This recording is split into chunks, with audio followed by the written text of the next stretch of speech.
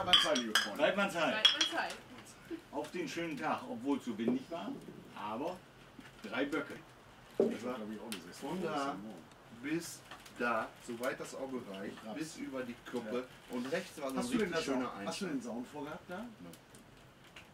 Wir waren noch nicht Ich glaube, da. dass ich da vorgestern auch saß. Ich saß auch an so einem riesigen, also da war nur Raps. Aber Mit so einem Ackerrandstreifen Genau. davor. Genau.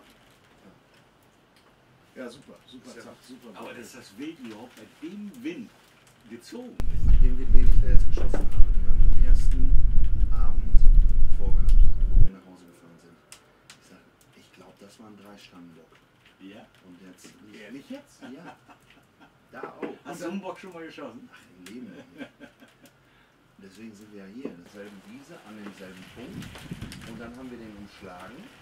Und dann bin ich auch über den Zaun in die Wiese rein. Und dann konnte ich ihn nicht mehr sehen.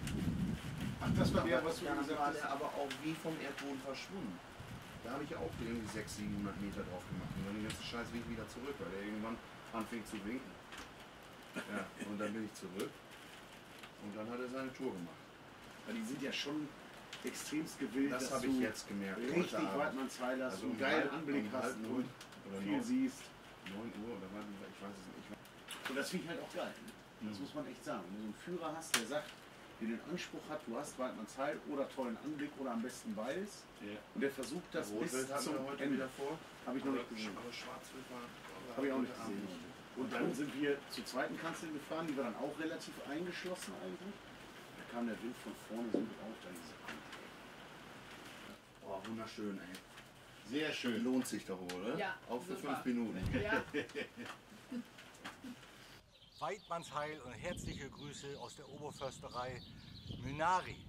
Hier im Forsthaus Strosina sind wir hervorragend untergebracht und Sie haben es eben gesehen. Wir haben eine Menge jagdlichen Erfolg gehabt. Wir haben schöne Abende verbracht. Sie haben das Lagerfeuer gesehen. Hier lässt es sich leben. Hier kann man einen wunderbaren Jagdurlaub verbringen und vor allen Dingen die Eindrücke, die man hier genießt, sind einfach, die nimmt man für das ganze Jahr mit.